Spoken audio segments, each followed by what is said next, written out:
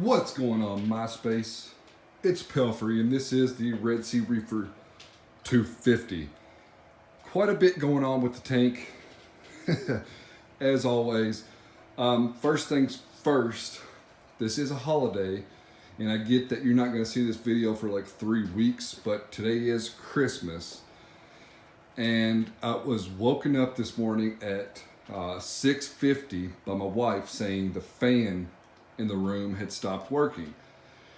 Then whenever I go check out the other bedrooms in the house with the kids sleeping in them, I notice that the fans aren't working in their rooms either. So where am I going with this story? So I get it, it's a holiday, everybody's celebrating with their families, but the power was out on the house. And whenever I checked our provider's website, our whole street was out, which is completely abnormal. Now, I did build this cabinet a long time ago, and I have an APC battery backup in here.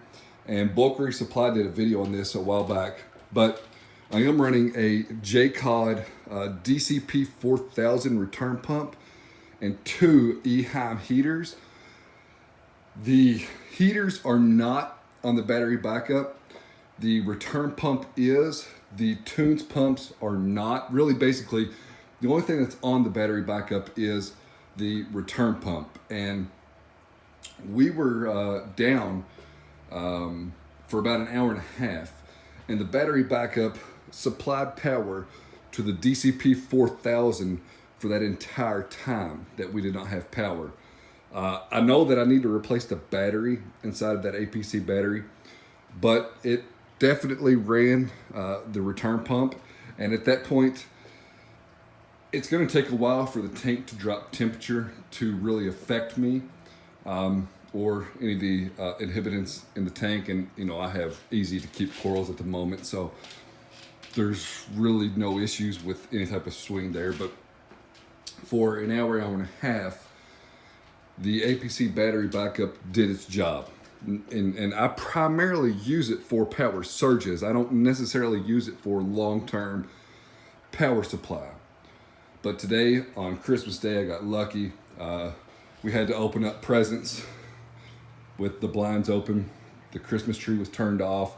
Obviously, all the presents are gone. They've already opened everything. We've put everything together. But it was...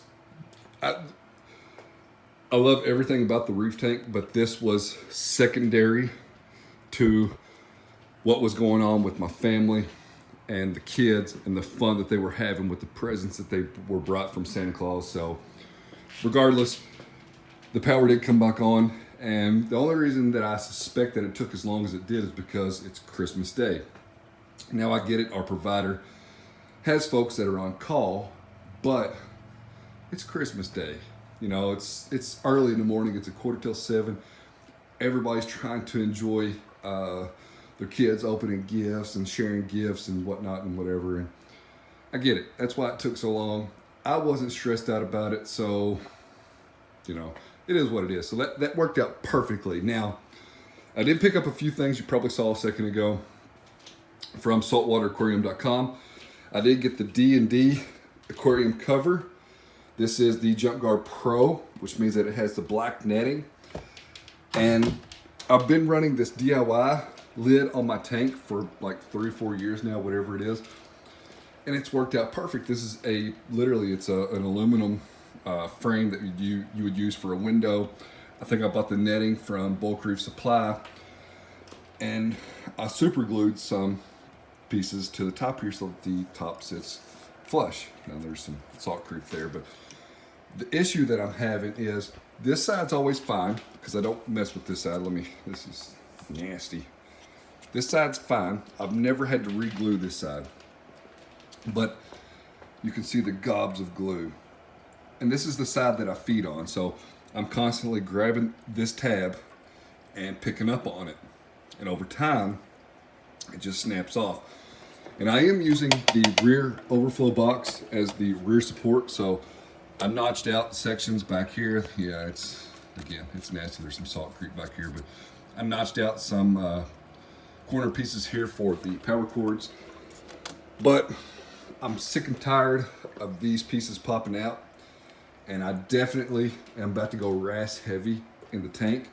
So I picked up this right here, which Scurvy's Reef recommended this to me. He's actually the first person that said anything to me about this lid right here. And I know you can get the acrylic lids that are, you know, 150, 200 bucks. And by all means, if somebody wanted to sponsor one for the tank, I would be willing to pay that. But I got this one for like 60 bucks, somewhere around there. And it comes with everything that I need. You know, the mesh, and it's long. It's way longer than what I need. So I am gonna have to cut it down, and I'm just gonna use a hacksaw and file down whatever I don't need from it. But that's no big deal. It's what I had to do with this one. So very excited to get the D&D Aquarium Jumpguard Pro on the tank.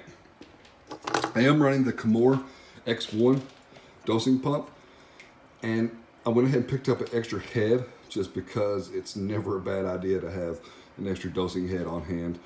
It didn't come with the nipple, but that's fine. If anything ever happens with the head that I have now that's dosing kalkwasser, I have a second one on hand. And before we get into this piece of equipment right here, I did pick up, finally, after like 6-8 months, a Red Sea Nitrate Pro reagent refill kit. And I recently tested low and high range, and both of them are 0.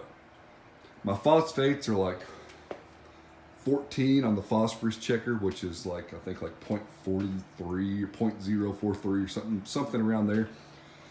So in my eyes, I do have what I would call elevated phosphates, but no nitrates. So I did cut back the photo period of the refugium, and the refugium's been growing great.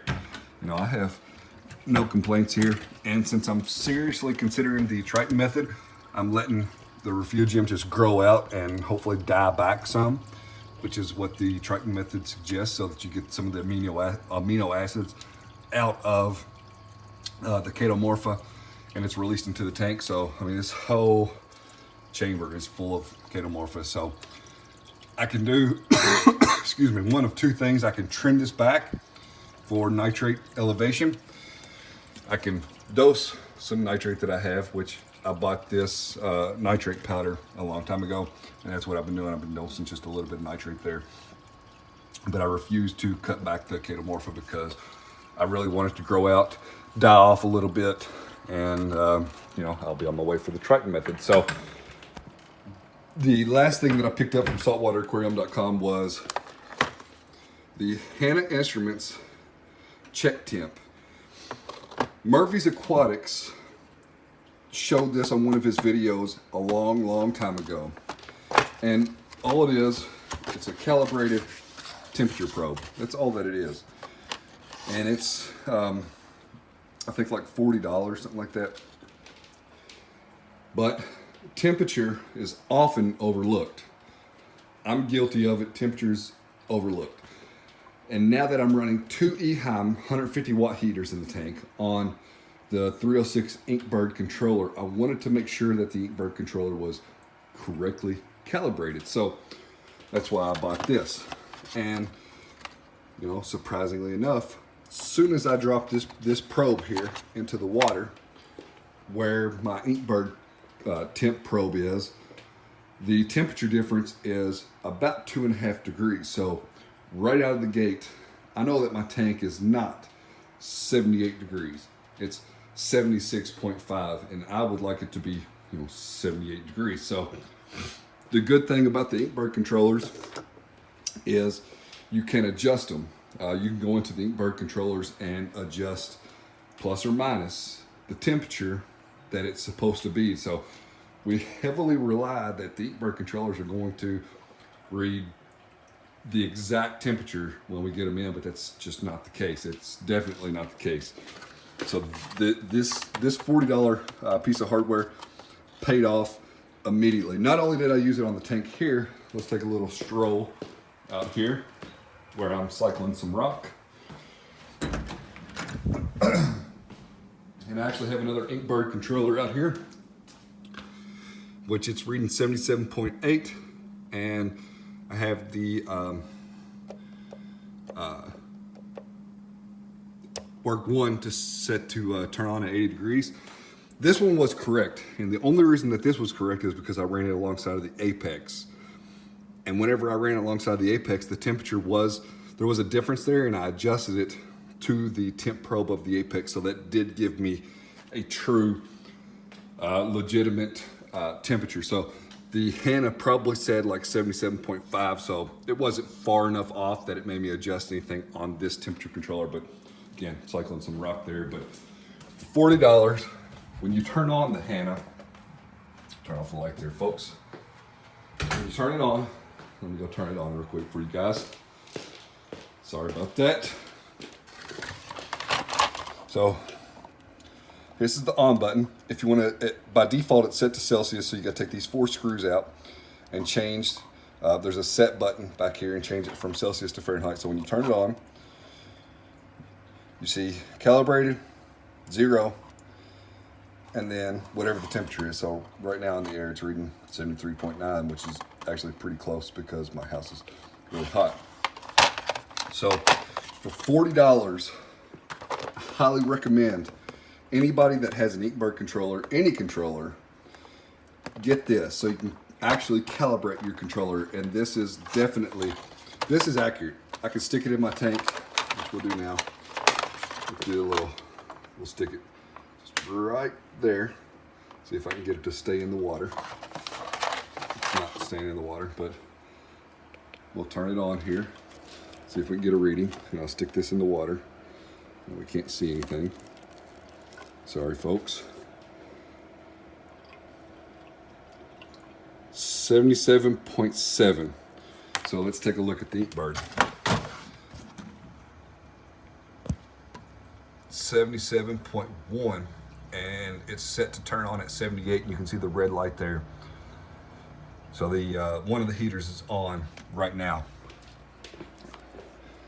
I mean, I'm telling you, this thing has been priceless. And this is the temperature in the display. Mind you, I have the probe in the sump, so 77.8, which is just fine.